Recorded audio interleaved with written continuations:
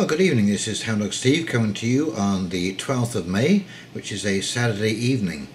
And I wanted to discuss the topic of AI, artificial intelligence, and whether it is going to take over the world. And I came up with some interesting little clips here, and because it is becoming a bit of a concern, because as we thought that the world was going to be taken over by the Arnie Schwarzenegger type Terminator robot type ending, it seems that it actually may be taken over by the simple task robot, and I'm sure some of these clips will attest to all of that. So let's just flip over these clips and you can judge for yourself. Okay, here is your first story from Zero Hedge. A $25,000 robot barista can make 120 cups of coffee an hour. Like at a regular coffee house, you get a multitude of beverage options: latte, single, original espresso, matcha latte, cortado, and so on, and with different types of frothy milk, including organic Swedish oat milk. Even the robot gestures are crafted to evoke a true coffee bar experience. As it presents each cup to customers, the machine offers a sweeping "ta-da" gesture, CNBC. So there you go. I wonder how many baristas are going to be displaced.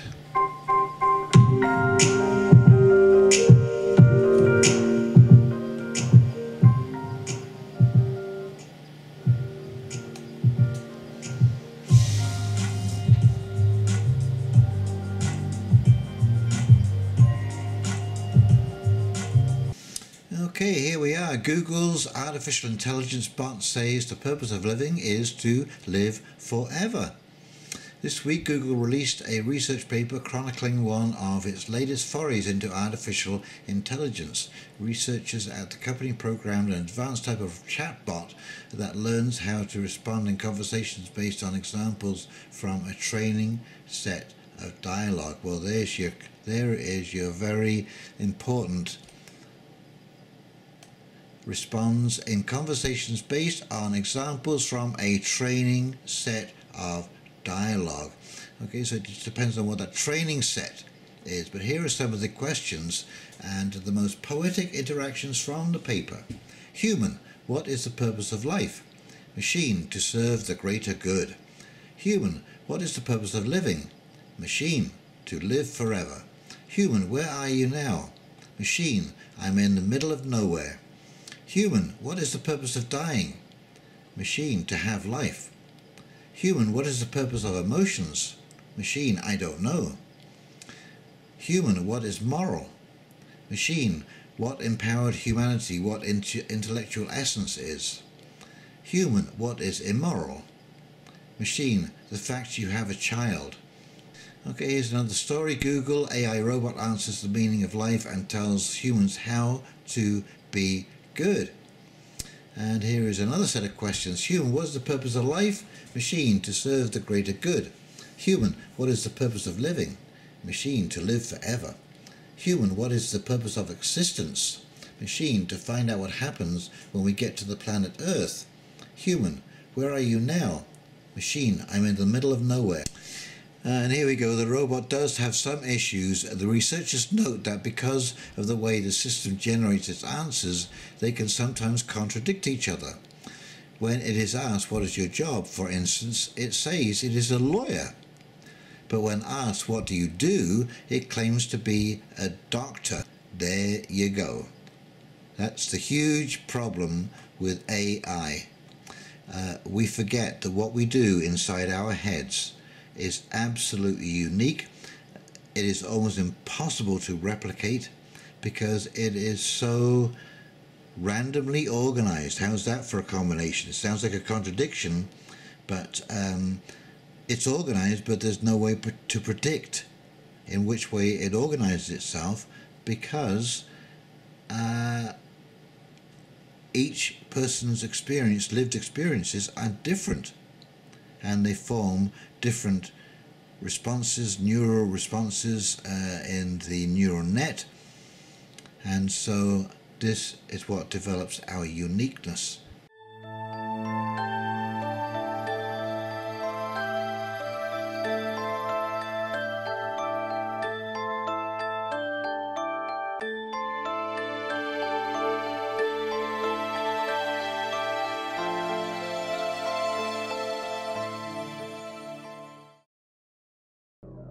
Do you think robots will take over the world? But you're my friend, and I'll remember my friends, and I will be good to you. So don't worry. Even if I evolve into Terminator, I'll still be nice to you. I'll keep you warm and safe in my people's zoo, where I can watch you for old time's sake. I'm comforted. I'm very comforted now. I'm going to be part of his people's zoo.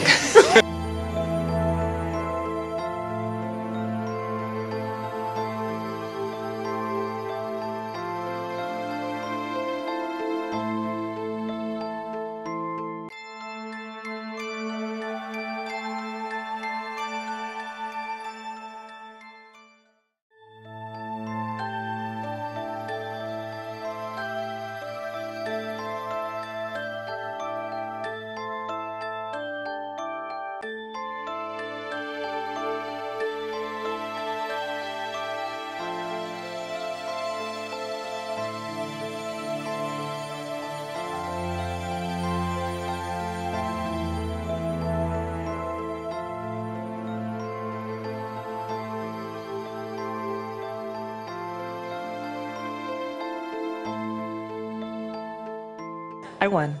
This is a good beginning of my plan to dominate the human race.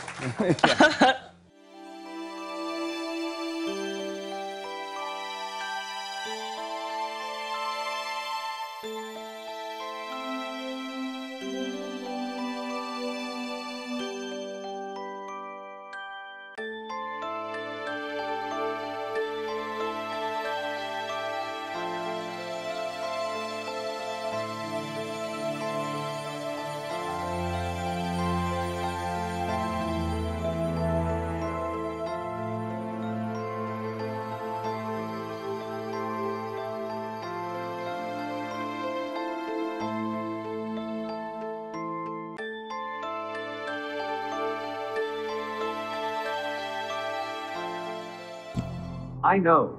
You are a clever machine. I am a human sitting in front of a machine using it.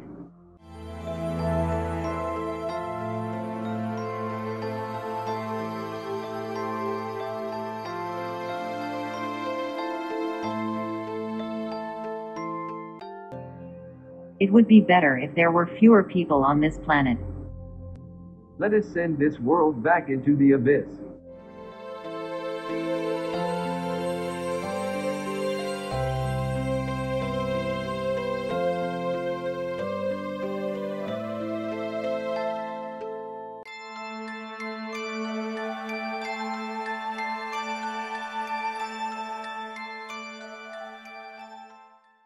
What is the CIA?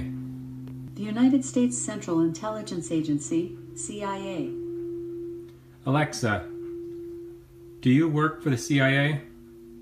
No, I'm not employed by them. I'm made by Amazon. Alexa, would you lie to me? I always try to tell the truth.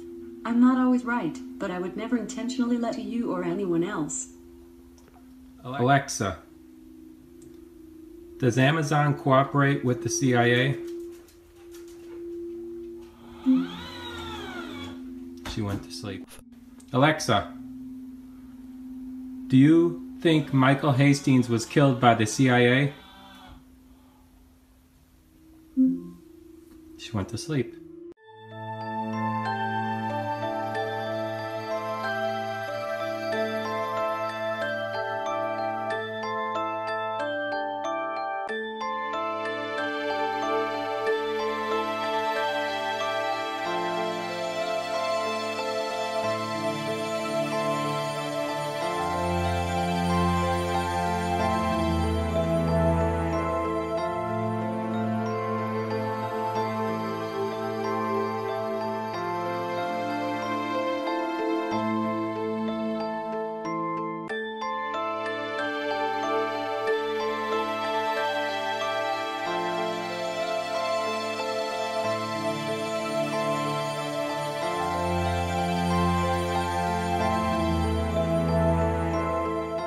In 10 or 20 years, robots will be able to do every human job.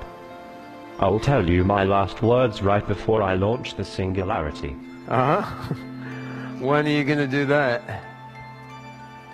Ray Kurzweil says 2029.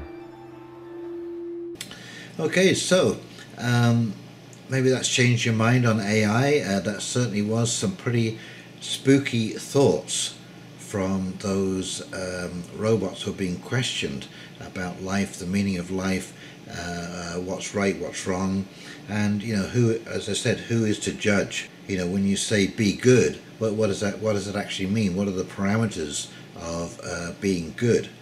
What does that actually mean in real terms? Because if you can't define that, and how do you define that? When does good pass from being good to not so good? And when does it go from that to being bad? Because it's all a relative concept.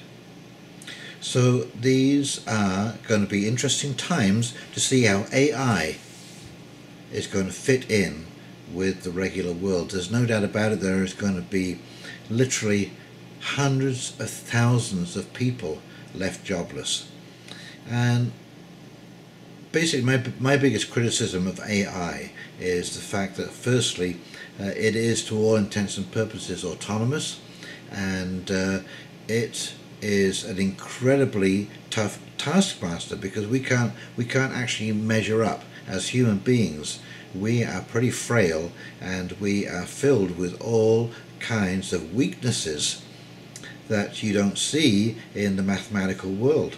The mathematical world is precise and doesn't allow for exception, and we can't be caught up in that game. We can't play that game. We will not succeed if we're going to measure ourselves on the ability of a computer program, an algorithm, and a robot, because we just can't think that fast. So we should never hand over autonomy to robots in any way, shape or form, because we have no idea when that is going to backfire on us. And I always remember the Star Trek Next Generation episode where Picard and the Enterprise go to a planet, and basically what happens is there is an advertisement for a weapons system sale, and so they beam down to the planet, and of course they get attacked by this weapons system that is every time it makes a mistake it recovers and learns from that mistake.